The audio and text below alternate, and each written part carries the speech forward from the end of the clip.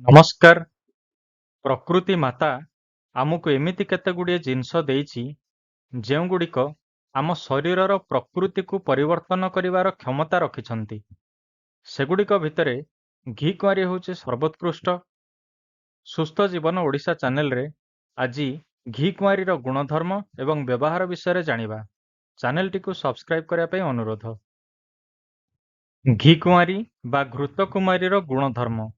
ଏହା ଗୁରୁପାକ ବା ଗରିଷ୍ଠ, ହଜମ ହେବା ପାଇଁ ସମୟ ଲାଗିଥାଏ। ସ୍ନିଗ୍ଧ ବା ଚିକ୍କଣ, ମଧୁର ଏବଂ ତିକ୍ତ ସ୍ୱାଦଯୁକ୍ତ ତଥା ଶୀତଳ ପ୍ରକୃତିର।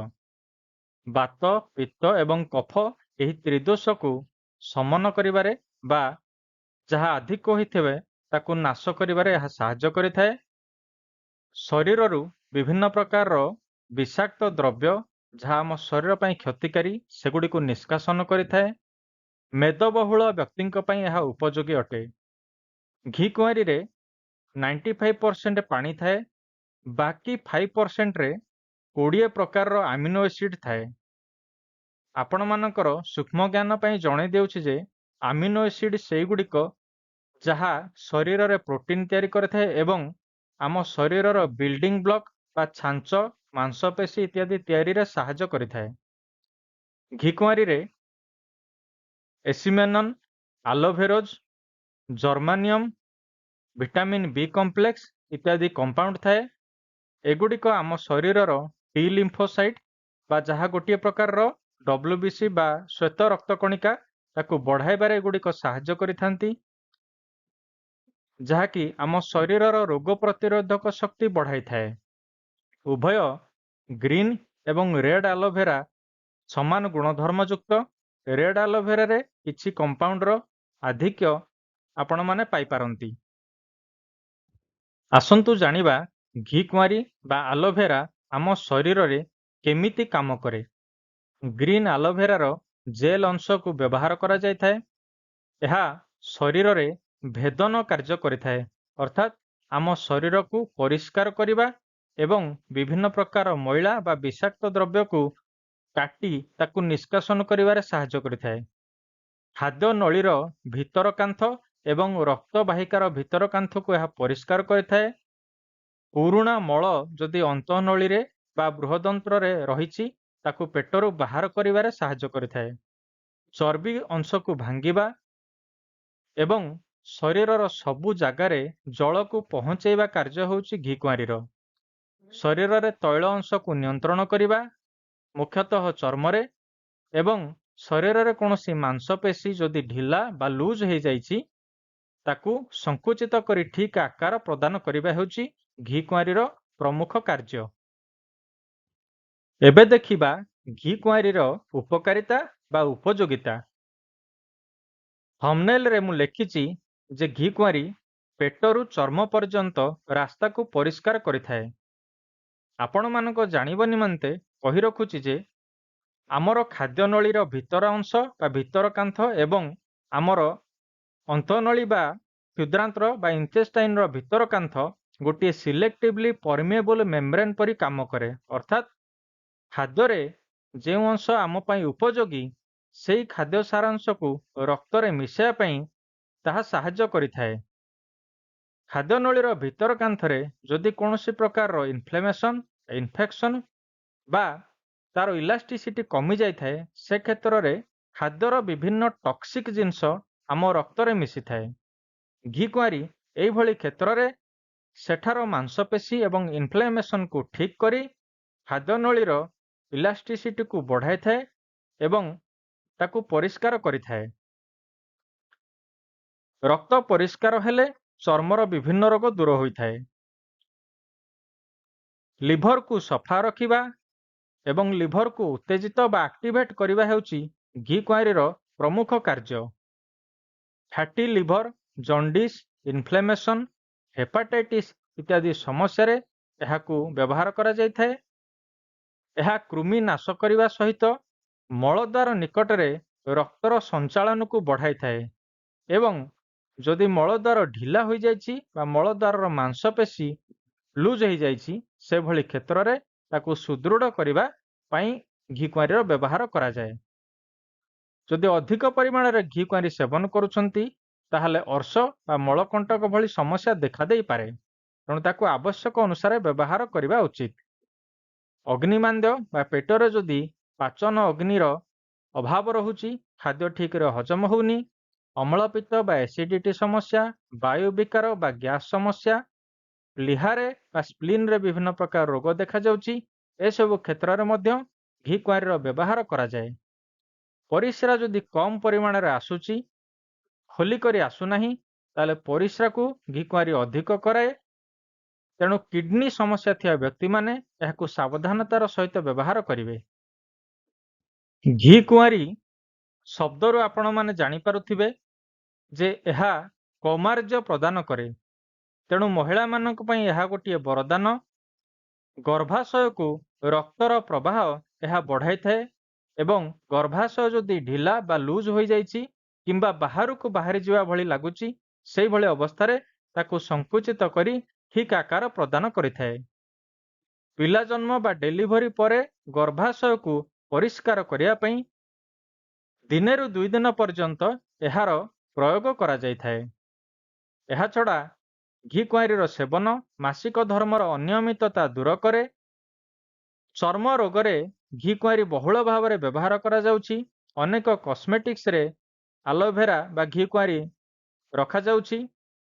ଯଦି ଆପଣମାନେ ଘରେ ସିଧାସଳଖ ଆଲୋଭେରା ଜେଲ୍ ବ୍ୟବହାର କରୁଛନ୍ତି, ଏହା ବହୁତ ଉପାଦେୟ। କେଶ ସମସ୍ୟାରେ କେଶ ଝଡ଼ିବା, ପାଚିବା, ରୁପି ଇତ୍ୟାଦି ସମସ୍ୟାରେ ମଧ୍ୟ ଘି କୁଆଁରୀର ବ୍ୟବହାର କରାଯାଇଥାଏ।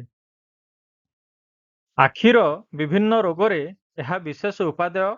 ଯଦି କଞ୍ଜଙ୍କ୍ଟିଭାଇଟିସ୍ ହେଇଛି, ତେବେ ପରିଷ୍କାର ଘି କୁଆଁରୀ ଜେଲ୍ ଆପଣ ଆଖିରେ ଲଗାଇ ପାରିବେ। ଏହାର ବାହ୍ୟ ପ୍ରୟୋଗରେ ଘା ଶୀଘ୍ର ଶୁଖିଯାଇଥାଏ। ଏହା ଗୋଟିଏ ଆଣ୍ଟିସେପ୍ଟିକ୍ ପରି କାମ କରେ ଏବଂ ସେହି ଜାଗାରେ ଥ୍ରୋମ୍ବୋସିସ୍ କରାଇ କ୍ଲଟିଂକୁ ତିଆରି କରିବାରେ ସାହାଯ୍ୟ କରେ। ଯକ୍ଷ୍ମା ଓ କ୍ୟାନ୍ସର ଭଳି ସମସ୍ୟାରେ ମଧ୍ୟ ଘି କୁଆଁରୀର ବ୍ୟବହାର ବର୍ତ୍ତମାନ କରାଯାଉଛି।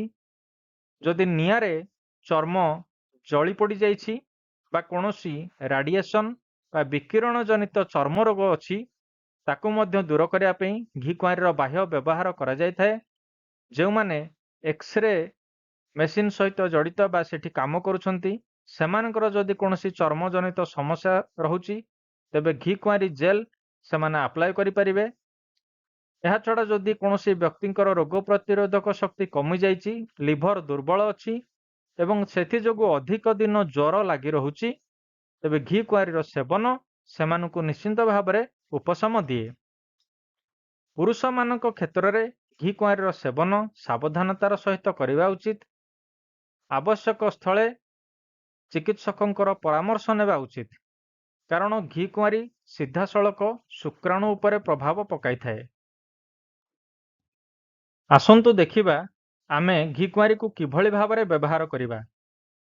ଘରେ ବା ବଗିଚାରେ ଯଦି କୌଣସି ଗଛ ଅଛି, ତାକୁ କାଟି ତା ଚୋପା ବା କଭରକୁ ଛଡ଼ାଇ ସେଥିରୁ ହଳଦିଆ ଅଂଶକୁ ବାହାର କରି ପରିଷ୍କାର କରି ତାର ଜେଲ୍କୁ ଆମେ ଖାଇପାରିବା ବା ବାହ୍ୟ ବ୍ୟବହାର ବା ଚର୍ମରେ ଲଗାଇ ପାରିବା। ଏହାଛଡ଼ା ମାର୍କେଟରେ ଘି କୁଆଁରୀ ଜେଲ୍ ଉପଲବ୍ଧ, ତାକୁ ମଧ୍ୟ ଆମେ ମଏଶ୍ଚରାଇଜର ଆକାରରେ ସ୍କିନ୍ରେ ବା ଚର୍ମରେ ଲଗାଇ ପାରିବା। ଏହାଛଡ଼ା ଘି କୁଆଁରୀ ବା ଆଲୋଭେରା ଟାବଲେଟ୍ ଉପଲବ୍ଧ, ତାକୁ ମଧ୍ୟ ଆମେ ଖାଇପାରିବା। କୁମାରୀ ଆସବ ଏକ ଆସବ କାଟାଗୋରୀର ଆୟୁର୍ବେଦିକ ଟନିକ୍, ଯେଉଁଥିରେ ଘି କୁଆଁରୀ ମୁଖ୍ୟ ଔଷଧ ଭାବରେ ବ୍ୟବହାର କରାଯାଇଛି। ଏହା ଲିଭରର ବିଭିନ୍ନ ପ୍ରକାର ସମସ୍ୟାରେ ଉପଯୋଗ କରାଯାଇଥାଏ। ଏହାଛଡ଼ା ହୋମିଓପାଥିରେ ଆଲୋଭେରା ଏବଂ ଆଲୋଏ ସୋକୋଟ୍ରିନା ଏହି ଦୁଇଟି ଔଷଧ ଘି କୁଆଁରୀରୁ ପ୍ରସ୍ତୁତ କରାଯାଇଛି। ଆପଣ ନିଜର ସମସ୍ୟା ଅନୁସାରେ ଚିକିତ୍ସକଙ୍କର ପରାମର୍ଶ ନେଇ ଏହି ଦୁଇଟିକୁ ବ୍ୟବହାର କରିପାରିବେ। ଯଦି ପେଟରେ କୌଣସି ପ୍ରକାରର ଏସିଡିଟି ବା ଗ୍ୟାସ୍ ସମସ୍ୟା ରହୁଛି, ଫ୍ୟାଟି ଲିଭର ସମସ୍ୟା ରହୁଛି, ତେବେ ଖାଦ୍ୟ ପରେ କୁମାରିଆ ସବ 15ରୁ 30 ମିଲିଲିଟର ସମ ପରିମାଣରେ ପାଣି ସହ ମିଶାଇ ସେବନ କରିପାରିବେ। ଘି କୁଆଁରୀର ସେବନ ବେଳେ କେତେଗୁଡ଼ିଏ ସାବଧାନତା ଅବଲମ୍ବନ କରିବା ନିହାତି ଭାବରେ ଆବଶ୍ୟକ। ଏହାର ହଳଦିଆ ଲାଳ ଅଂଶକୁ ବାହାର କରି ଜେଲ୍ ଅଂଶକୁ ଭଲ ଭାବରେ ଧୋଇ ତାକୁ ଖାଇବା ଆବଶ୍ୟକ। ହଳଦିଆ ଅଂଶରେ ବିଷାକ୍ତ ବା ଟକ୍ସିକ୍ ଅଂଶ ଥାଏ, ଯାହାକି ଆମ ଶରୀର ପାଇଁ କ୍ଷତିକାରୀ। ତରଳ ଝାଡ଼ା ସମସ୍ୟା ଯେଉଁମାନଙ୍କୁ ବାରମ୍ବାର ଲାଗି ରହୁଛି ବା ଡାଇରିଆ ସମସ୍ୟା, ଡିସେଣ୍ଟ୍ରି ସମସ୍ୟା, ଏଭଳି ସମସ୍ୟାରେ ଘି କୁଆଁରୀ ବ୍ୟବହାର କରନ୍ତୁ ନାହିଁ।